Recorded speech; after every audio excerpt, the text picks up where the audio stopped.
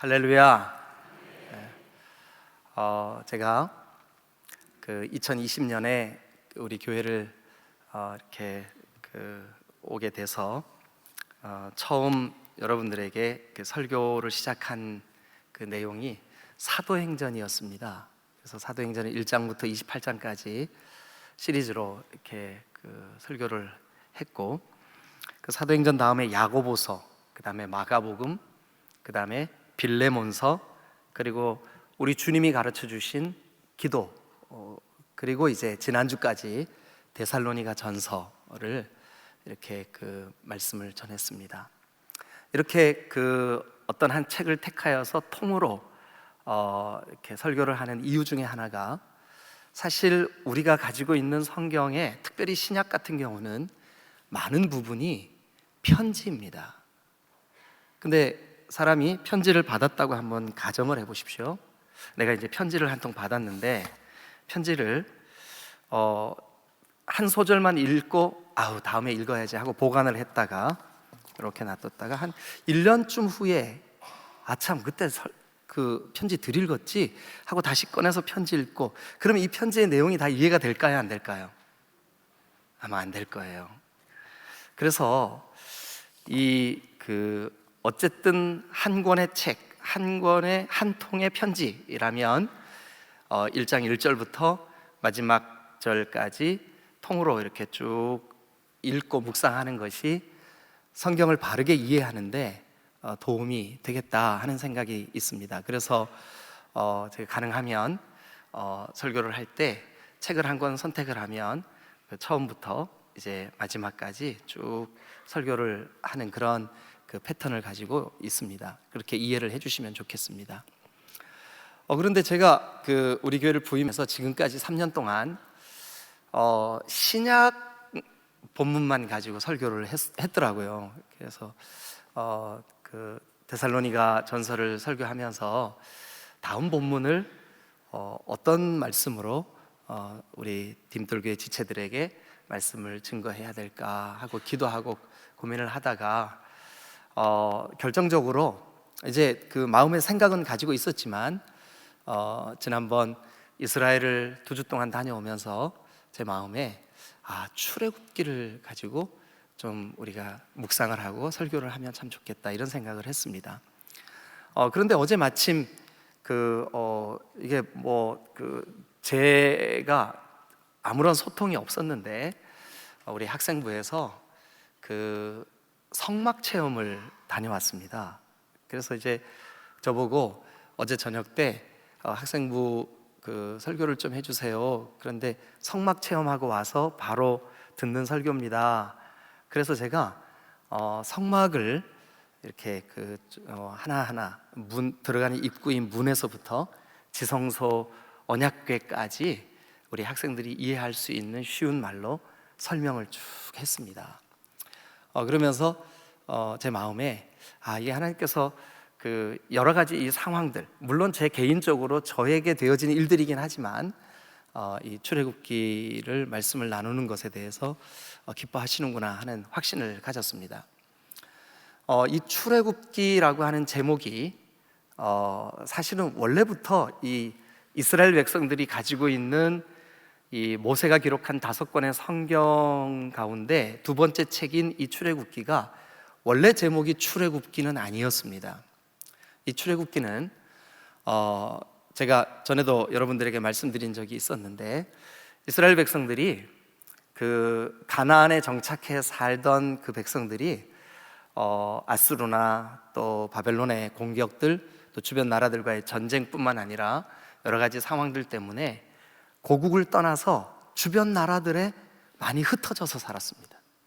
특별히 바로 아래에는 이집트, 오늘날 이집트, 성경에는 애굽이라고 되어 있습니다. 제가 아마 설교 중에는 애굽과 이집트를 혼용해서 사용을 할 텐데 여러분 헷갈리지 마시고 같은 이름이라고 생각을 하시면 좋겠습니다.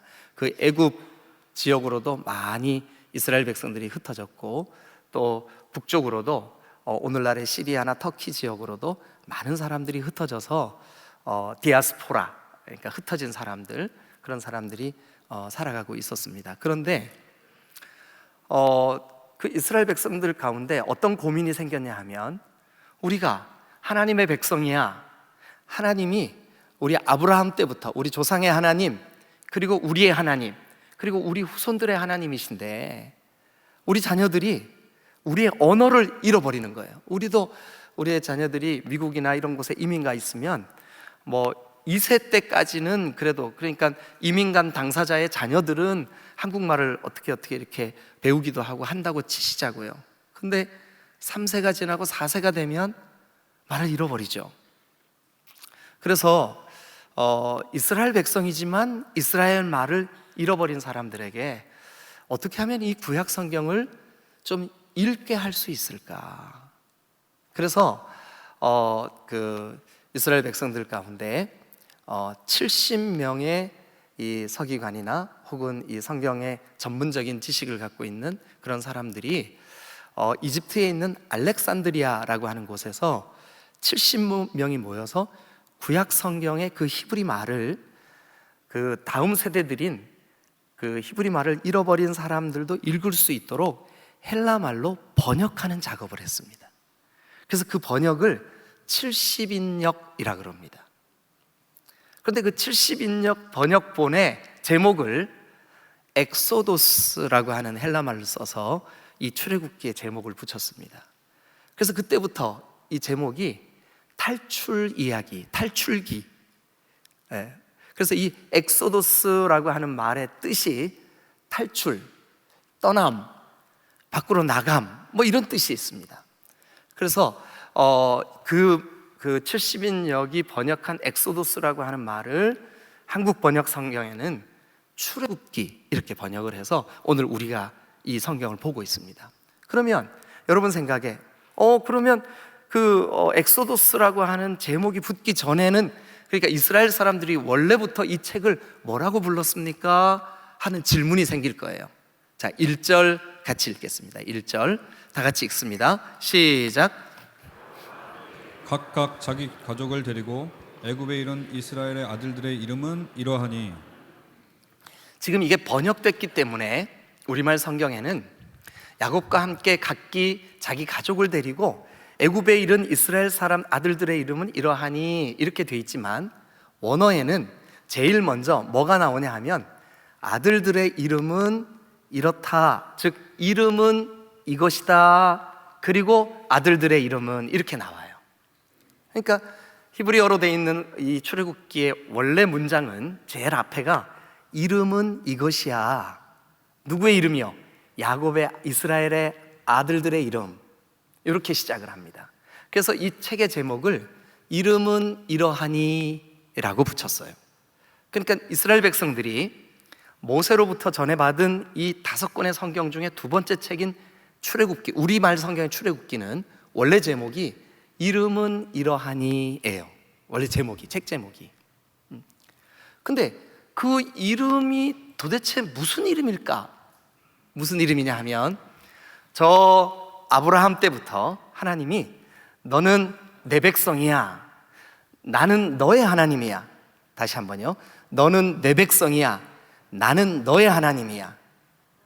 그러니까 이 아브라함, 그의 아들 이삭, 그리고 그의 아들 야곱과 그의 12아들들은 마음속에 어떤 정체성을 가지고 있냐 하면, 우리는 조상 아브라함 때부터 하나님이 부르신 하나님의 법도를 따라 하나님의 명령대로 하나님을 경외하는 예배자들이야, 하나님의 백성이야 라고 하는 정체성이 있었어요. 근데 이 사람들이 여러분 잘 아시다시피 요셉의 일이 뭐였었죠? 바로가 꾼 꿈을 해석해주고 그 꿈대로 7년 동안의 엄청난 풍년, 그리고 그 풍년 후에 있을 엄청난 7년의 흉년, 그 14년 동안의 일을 누가 주도적으로 하나님으로부터 계시를 받고 이 일에 애굽 사람들을 이렇게 살릴 수 있었냐 하면 요셉 때문이었었어요. 그래서 처음 이 하나님의 백성인, 하나님을 예배하는 사람들인 아브라함의 자손들이 70명이 애굽에 들어갈 때는 여러분 귀빈 대접을 받았어요. 근데 세월이 흐릅니다. 10년, 20년, 100년, 200년. 그러는 사이에 애굽의 왕조가 바뀌었어요. 여러분, 왕조는 집안에 아버지가 아들에게, 그 아들이 아들에게 이렇게 왕권을 물려주는 것을 한 왕조라 그러죠.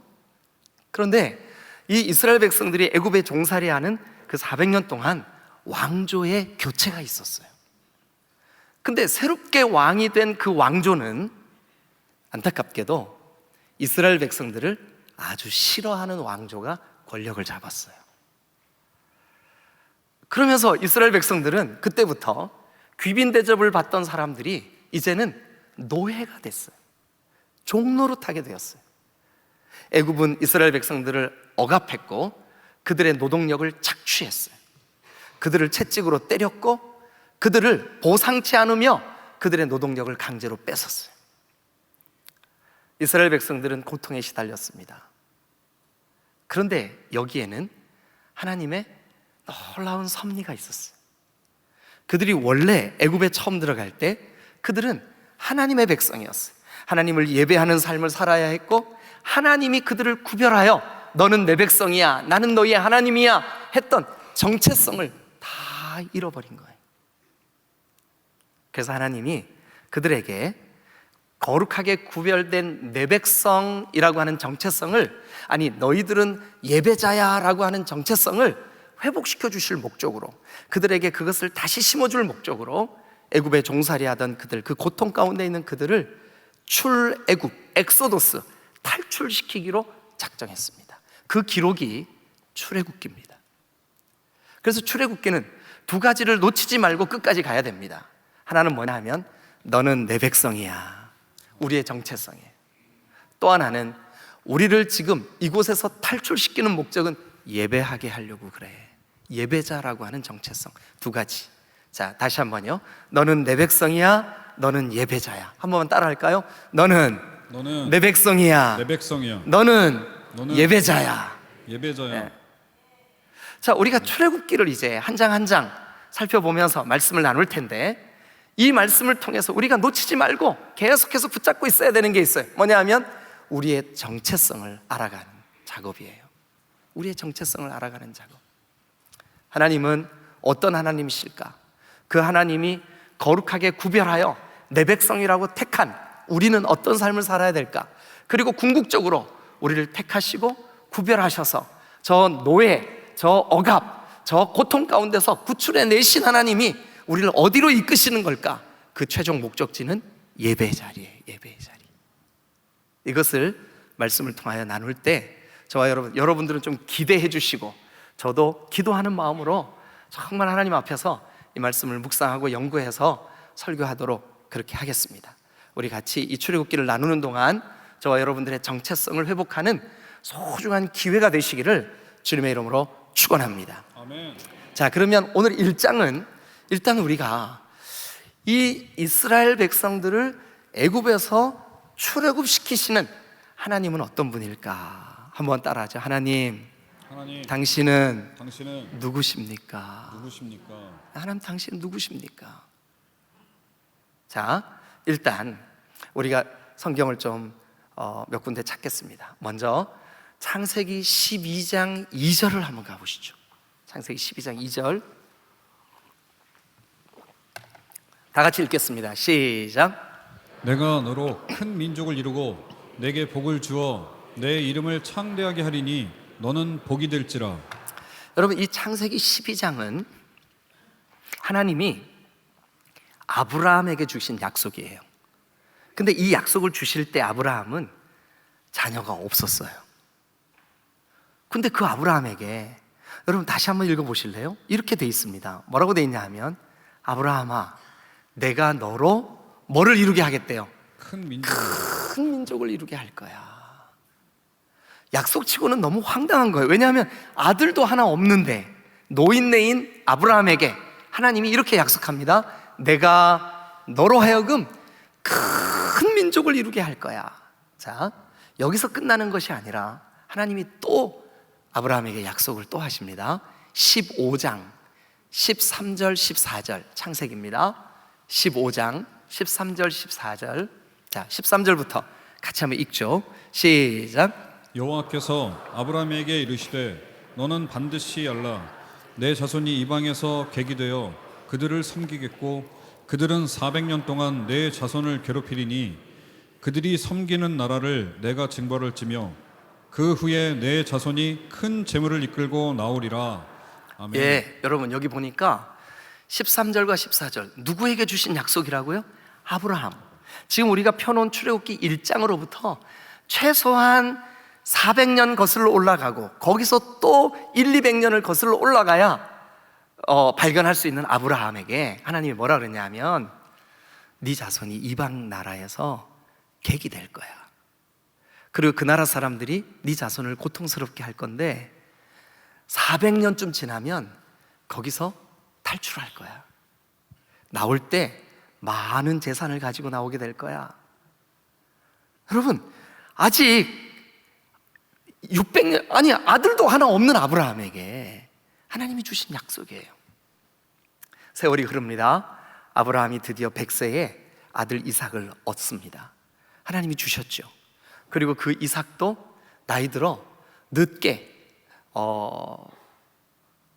아들 둘을 얻습니다. 그 아들이 쌍둥이였습니다. 야곱과 에서와 야곱. 근데 그 야곱이 12아들을 낳습니다. 그 아들들이 70명의 가족을 이루어서 애굽에 들어간 거예요. 그때부터 400년이 지났어요. 자, 그러면 이제 여러분 기억하셔야 됩니다. 아브라함에게 큰 민족이 이루겠다고 약속하셨구나. 그리고 400년 동안 이방에서, 그러니까 그 애굽에서 나그네 같은 삶을 살게 된다고 하셨구나. 근데 거기서 벗어난다고 약속하셨구나. 세월이 흘렀습니다. 400년이 지났습니다. 자, 여러분 펴놓으신 출애굽기 1장 7절을 한번 같이 가서 보시겠습니다. 아들도 하나 없던 아브라함에게 주셨던 그 약속 어떻게 되었을까요? 세월이 500년 혹은 600년 긴 세월이 흘렀는데 그 세월 동안 그 약속 어떻게 됐을까요? 7절 다 같이 시작. 이스라엘 자손은 생육하고 불어나 번성하고 매우 강하여 온 땅에 가득하게 되었더라. 어때요, 여러분? 창세기 때 그것도 그들의 조상, 그 위의 조상, 그 위의 조상, 그 위의 조상 아브라함에게, 그 아브라함이 아들도 하나 없을 때 주셨던 그 약속 어때요, 여러분? 여기 오늘 1장 7절에 보니까 그대로 성취된 줄로 믿습니다. 아멘. 그럼 우리가 이제 이 출애굽기를 여러분들과 함께 펴서 이 스토리를 같이 여러분들과 함께 같이 이렇게 이루어 나갈 텐데, 복음에서 나갈 텐데 7절에서 우리가 딱 발견하는 거 하나 있어요. 하나님은 어떤 하나님이시냐? 약속을 반드시 성취하시는 분이신 줄로 믿습니다. 아멘. 우리는 여러분 오늘 좋다가 내일 싫어버린 바 되었고, 오늘 긍정적이다가 내일 불평투성이가 되고, 오늘 신실해 보이다가 내일 아주 흉악한 죄를 짓기도 하는 그런 변화무쌍한 인간들이에요. 그런데 우리 하나님은 한 번만 따라합시다. 하나님은 그 약속에 약속을 신실하신 하나님이시다. 신실하신 하나님이시다. 어떻게 해요?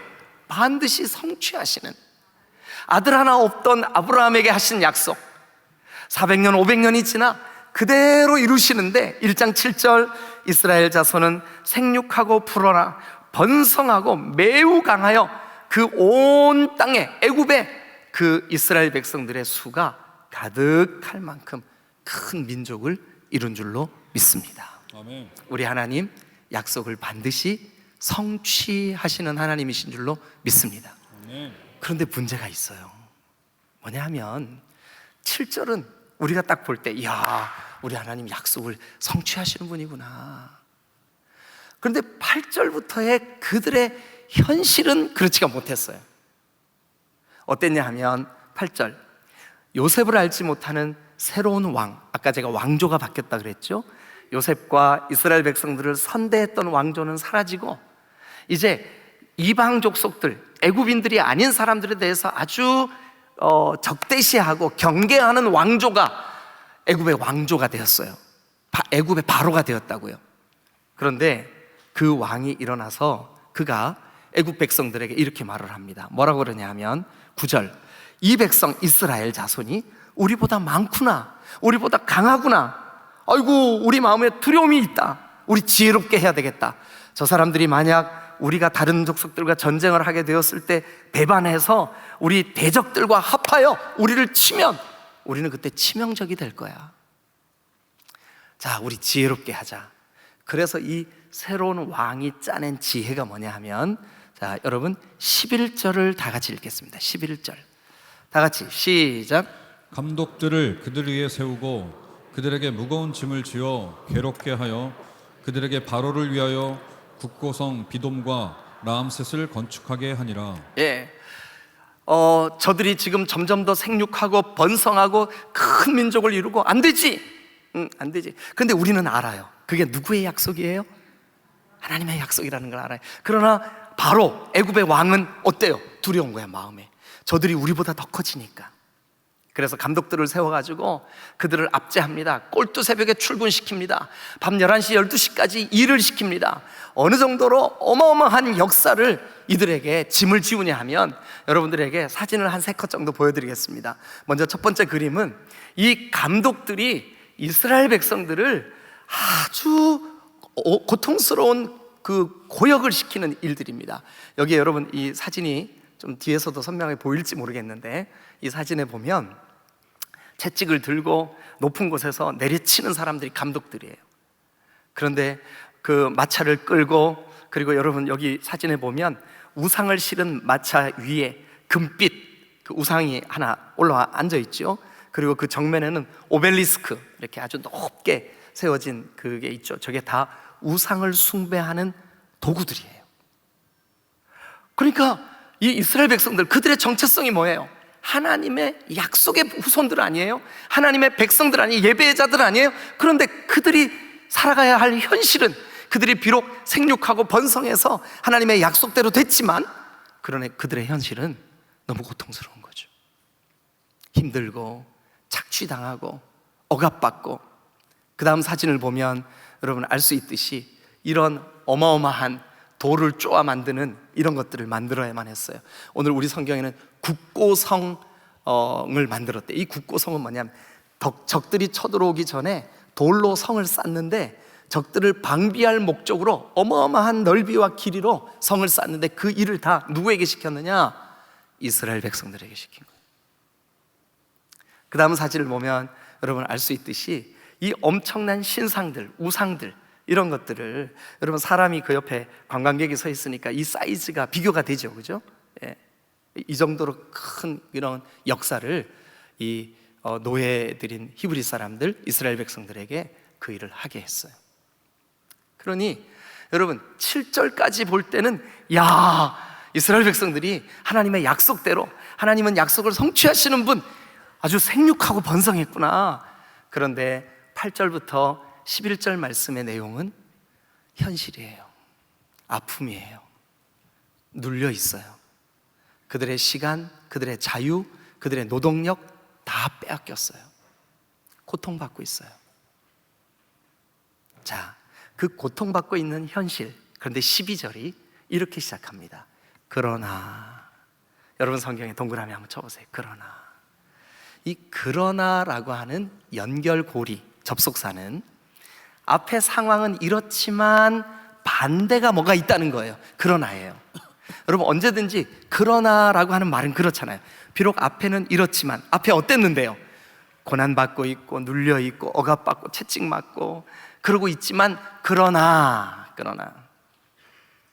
그런 와중에도 12절 다 같이 읽겠습니다. 시작.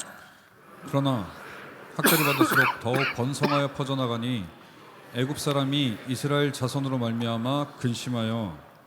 애굽 사람들이 짓눌러도, 애굽 사람들이 때려도, 애굽 사람들이 심지어 가정으로 돌아가서 부부가 서로 사랑을 나눌 수 있는 틈을 주지 않아도, 여기 성경은 이렇게 우리에게 증언합니다. 뭐라 그러냐 하면 학대를 받을수록 더욱 번성하여 퍼져나가니.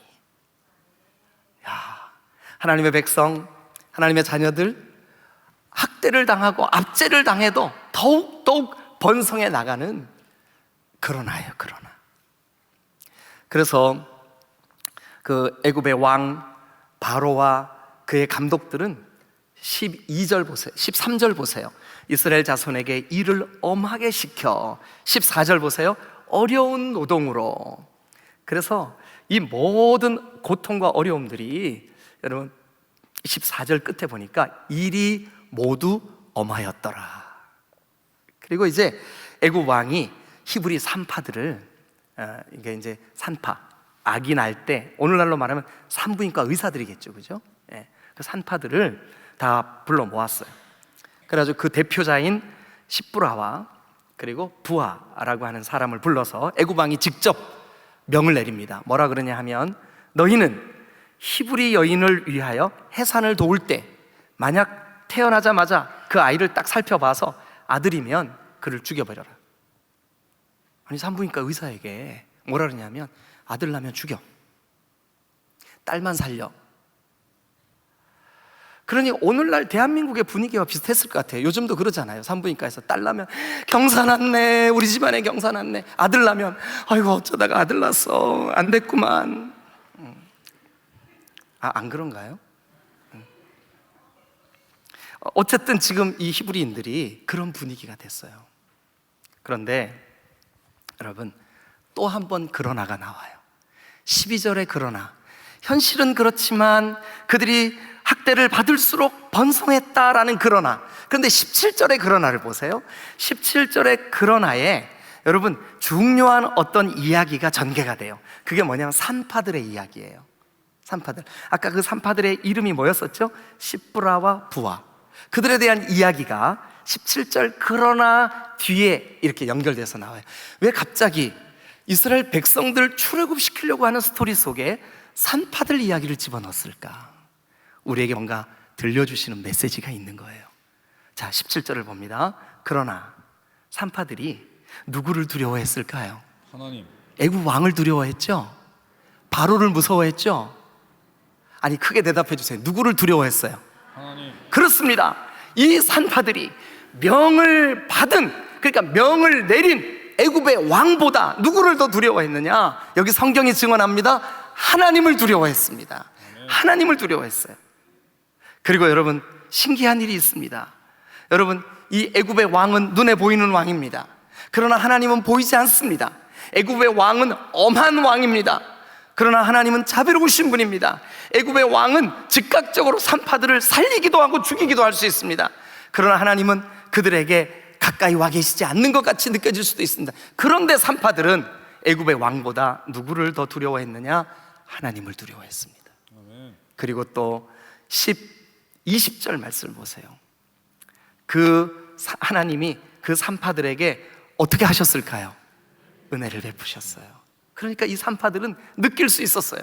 우리가 받는 은혜, 우리가 받는 이 복, 이것이 저 애굽 왕이 우리에게 혜택을 주고 애굽 왕이 우리에게 뭔가를 내려주는 것보다 누구의 은혜가 더 큼을 이들이 느낄 수 있었을까요? 하나님의 은혜. 여러분 사실 구약을 연구하는 학자들이 이 산파들이 히브리인이었겠냐 애굽 사람이었겠냐 논쟁이 있어요. 상관없어요. 이들은 느끼고 있어요. 하나님이 애굽 왕보다 더 두려운 존재구나. 하나님이 애굽의 왕보다 더 큰 은혜를 우리에게 부어주실 수 있구나. 그래서 결과적으로 이 산파들이 하나님에 대하여 어떤 믿음을 갖게 되냐 하면, 자 어디를 보시냐 하면 21절 같이 한번 보겠습니다. 다 같이 읽겠습니다. 시작. 그 산파들은 하나님을 경외하였으므로 하나님이 그들의 집안을 흥왕하게 하신지라. 아멘. 자, 놀라운 일이에요. 뭐냐 하면 여러분 애굽의 왕은 실제 통치자잖아요. 그런데 이 히브리 산파들의 이야기를 요약하면 그러나 산파들이 하나님을 두려워하여 17절 그렇게 돼 있고, 또 20절 하나님이 그 산파들에게 은혜를 베푸시니, 그리고 21절 그 산파들은 하나님을 경외하였으므로. 그러니까 명백한 것은 뭐냐 하면 이 산파들은 하나님보다 애굽 왕보다 하나님을 더 두려워하고 경외하고 하나님으로부터 더 큰 은혜를 입고 있었다는 사실이에요. 아멘. 그러므로 이 산파들의 이야기를 그냥 여기 집어넣은 게 아니라 우리에게 그대들의 정체성을 깨닫게 하기 위하여 하나님이 어떤 하나님인지를 먼저 알아야 되는데, 이 하나님은 진정한 통치자시다. 믿으시면 아멘. 아멘. 여러분, 바로의 왕이 진짜 통치자가 아니에요. 우리가 사는 이 시대의 분주함이 통치자가 아니에요. 돈이 우리의 통치자가 아니라고요. 우리가 살아가는 이 시대의 여러 가지 상황들이 통치자가 아니에요. 진짜 통치자는 하나님이신 줄로 믿습니다. 아멘. 여러분, 우리가 이 사실을 믿어야 돼요. 그래야 우리의 정체성을 바르게 깨달을 수가 있어요. 하나님은 진정한 그 시대에, 이 시대에, 우리의 때에 통치자인 줄로 믿으시길 축원합니다. 아멘. 이거 알려주시려고 산파들 이야기를 이 출애굽 사건에 여기다가 기록하고 있는 거예요. 여러분, 말씀을 정리하겠습니다. 오늘 두 가지 얘기했습니다. 하나는, 여러분, 그 옛날 아들도 하나 없는 마른 막대기 같은 아브라함에게 하나님이 하셨던 약속 그대로 성취되는구나. 할렐루야. 하나님은 약속을 성취하시는 하나님이신 줄로 믿습니다. 여러분, 우리가 우리의 정체성을 바르게 깨달으려면 하나님이 누구신지를 알아야만 합니다. 하나님 도대체 누구신가? 근데 그 하나님, 오늘 이 본문을 통하여 두 가지 하나님에 대하여 우리가 선명하게 깨닫는 거 있습니다. 하나님은 약속을 성취하시는 하나님이시다. 하나님은 약속을 반드시 이루시는 하나님이시다. 저와 여러분들에게도 누구든지 주 예수를 믿는 자에게 하나님의 자녀가 되는 권세를 주시겠다 약속하신 말씀대로 이루실 줄로 믿습니다. 누구든지 주의 이름을 부르는 자는 구원을 얻으리라 약속대로 이루실 줄로 믿습니다. 여러분, 우리에게 약속에 신실하신 하나님, 그 하나님이 우리의 정체성을 회복시켜 주실 줄로 믿습니다. 두 번째, 하나님은, 여러분, 이 산파들의 고백을 통하여 우리가 알 수 있어요. 진짜 통치자는 눈에 보이게, 사람들의 눈에 띄게는 애굽의 바로 왕 같지만, 그 권력자 같지만, 그 백성들을 억압하는 사람이 통치자 같지만, 그러나 여러분, 이 본문을 한번 보세요. 누가 진짜 은혜 베푸시는 분이세요? 누가 진짜 두려워해야 될 대상이에요? 누가 진짜 우리가 경외해야 될 분이신가요? 하나님이신 줄로 믿습니다. 아멘. 왜냐하면 우리는 하나님의 통치를 받는 하나님의 나라 백성이기 때문에 우리에게 진정한 통치자는 하나님이신 줄로 믿습니다. 아멘. 여러분, 이 두 가지 꼭 기억하셔서 이어지는 2장 3장을 가면 갈수록 우리가 하나님이 어떤 분인지, 우리는 도대체 누군지, 우리를 부르신 목적이 무엇인지 깨닫게 되는 은혜가 출애굽기를 통해서 여러분들에게 있게 되시기를 주님의 이름으로 축원합니다. 할렐루야. 기도하시겠습니다.